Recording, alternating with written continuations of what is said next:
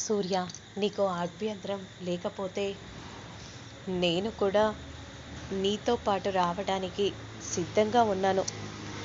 కానీ నీకు ఇబ్బందిగా ఎక్కడ అనిపిస్తుందో అని నేను ఆగిపోయాను. నేను నీతో పాటు వస్తాను సూర్య. నీకు అండగా ఉండి నిన్ను గెలిపిస్తాను. ఎందుకంటే నువ్వు గెలవటం ప్రజలకి చాలా ముఖ్యం కాబట్టి. మంచి నేతని ఎన్నుకుంటే ప్రజలు కూడా బాగుపడతారు. అందుకే నువ్వు ఎదగడానికి, విజేతవు కావడానికి నేను ఒక చిన్న సభ్యురాలిగా నీతో పాటు ఉండటం నాకు చాలా సంతోషంగా ఉంది సూర్య. పద, మనం వెంటనే మొదలు పెడదాం.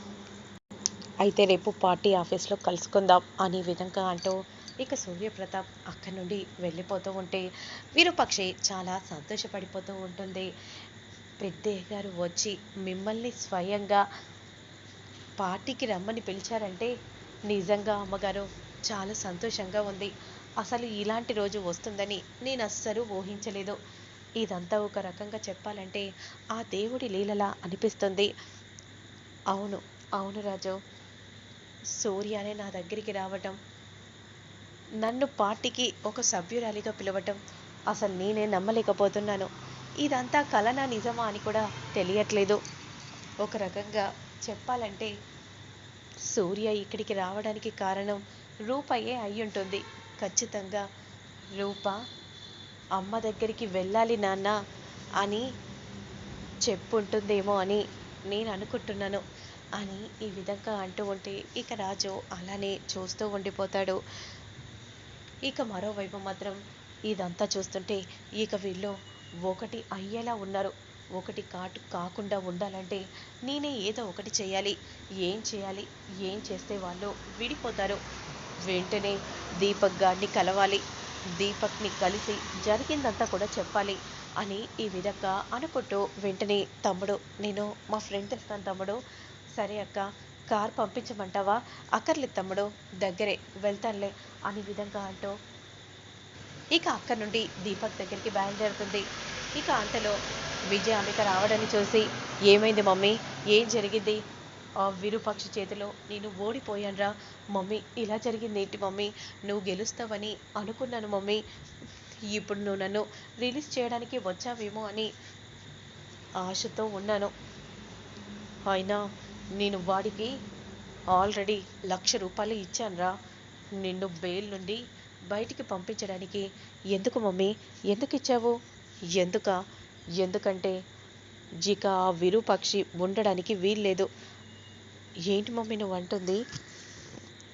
అవునరా, అందుకే కదా నేను స్వయంగా ₹1,00,000 వాడికి ఇచ్చింది. నువ్వేం చేస్తావో నాకు తెలీదు.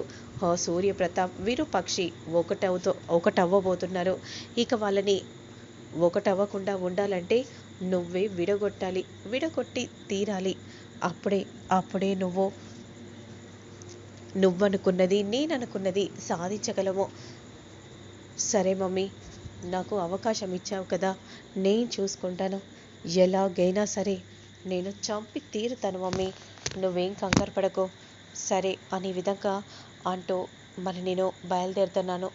రేపు ఎలాగో ఆ పార్టీ సభలో హోలీ సెలబ్రేషన్స్ జరగబోతున్నాయి కాబట్టి నువ్వు ఎవరికి కనబడకుండా, నిన్ను ఎవరూ గుర్తుపట్టకుండా రావాలి మమ్మీ. అవన్నీ నేను చూసుకుంటాను, కంగారు పడాల్సిన అవసరం లేదు. సరే మరి నేను వెళ్తున్నాను రా దీపక్ అని అంటూ ఇక వెంటనే అక్కడి నుండి బయలుదేరుతూ ఉంటుంది. ఇక మరోవైపు మాత్రం ఇక పార్టీ సభకు విరూపాక్షి రాగానే రూప చాలా సంతోషపడిపోతూ ఉంటుంది. అమ్మ వచ్చేసింది నాన్న అని విధంగా అంటూ పరిగెత్తుకుంటూ వెళ్తుంది. ఇక సూర్యప్రతాప్ కూడా విరూపాక్షి రావటంతో ఇక ఏమీ అనలేక మౌనంగా ఉండిపోతాడు. అమ్మ వచ్చేసావా? నువ్వు ఎప్పుడెప్పుడు వస్తావా అని 1000 కళ్ళతో ఎదురు చూస్తున్నానమ్మా అని రూప ఈ విధంగా అంటూ ఉంటే విరూపాక్షి అలానే చూస్తూ ఉండిపోతుంది. మీ నాన్న వచ్చి పిలిచాక నేను రాకుండా ఉంటానా అమ్మ తల్లి? ఖచ్చితంగా వచ్చి తీరుతాను కదా అని విరూపాక్షి అంటూ ఉంటుంది. సరే అమ్మా, రా అమ్మా, నీతోనే హోలీ పండగ మొదలు పెట్టాలని అనుకుంటున్నాం అని అనగానే ఇక వెంటనే హోలీని అలా ఇద్దరి మధ్యలోకి తీసుకొని రాగానే అప్పుడు సూర్య వెంటనే అలానే విరూపాక్షని చూస్తూ ఉంటే విరూపాక్షి కూడా సూర్యని అలానే ఎంతో ప్రేమగా చూస్తూ ఉంటుంది. ఇక అప్పుడే విరూపాక్షి సూర్యకి కలర్ని పూయగానే ఇక సూర్య కూడా కలర్ని విరూపాక్షికి పూస్తూ ఉంటారు. అలా ఒకరికొకరు చూసుకుంటూ చాలా సంతోషపడిపోతూ ఉంటారు. ఇక అలా అందరు కూడా ఇక హోలీ ఆడుతూ ఉంటే ఇక అప్పుడే దీపక్ ఎంట్రీ ఇస్తాడు. వీడు ఎక్కడ చచ్చాడో ఏంటో, ఈ పాటికే రావాలి కదా, ఎక్కడున్నాడో అనే విధంగా అనుకుంటూ వెంటనే అటు ఇటు చూస్తూ ఉండగా, మమ్మీ నేను ఇక్కడున్నాను మమ్మీ, రై వచ్చేసావా? వచ్చేసాను మమ్మీ, ఇదిగో ఈ మత్తు ఇచ్చానంటే ఖచ్చితంగా ఖచ్చితంగా పైలోకానికి వెళ్ళిపోతారు. అయితే ముందుగా పైలోకానికి నువ్వు పంపించాల్సింది ఆ విరూపక్షినిరా, త్వరగా పంపించేసాయి. వెళ్ళరా సూర్య, ఆ విరూపాక్షి ఎవ్వరూ ఉండకూడదు, ఎవ్వరిని కూడా వదిలిపెట్టకు, అందరినీ కూడా సమాప్తం చేసాయి, వెళ్ళరా వెళ్ళు అని విజయాంబిక ఈ విధంగా అనగానే వెంటనే ఇక కోపంగా దీపక్ బయలుదేరుతూ ఉంటాడు.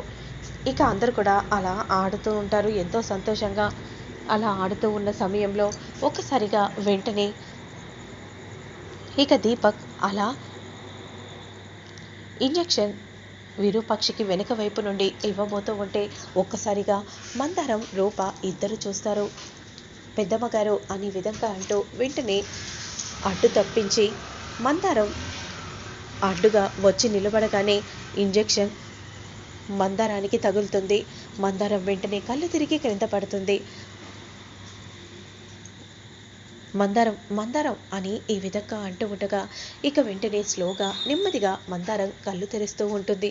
ఏమైంది మందారం, ఏమైంది అనే విధంగా అంటూ ఉంటే, అది పెద్దయ్య పెద్దయ్య నాకు నడుం పట్టి ఉండటం వల్ల సరిగా అందులో ఉన్న ద్రవం నా బాడీలోకి వెళ్ళలేదు పెద్దయ్య, కానీ ఇంకొద్దిసేపట్లో నా బాడీలోకి వెళ్తుంది, వెళ్ళకుండా మీరే ఎలాగైనా ఆపండి పెద్దయ్య అని అనగానే మీరందరూ పక్కకు జరగండి అనే విధంగా అంటూ వెంటనే అక్కడే ఉన్న ఒక డాక్టర్ మందారాన్ని చూస్తారు. మీరు కంగారు పడాల్సిన అవసరం లేదు, నేను ఇప్పుడే ఆ విరుగుడుకు ఇంజెక్షన్ ఇస్తాను అనే విధంగా అంటూ వెంటనే అలా ఇంజెక్షన్ ఇవ్వగానే ఇక మందారం కళ్ళు తెరుస్తుంది.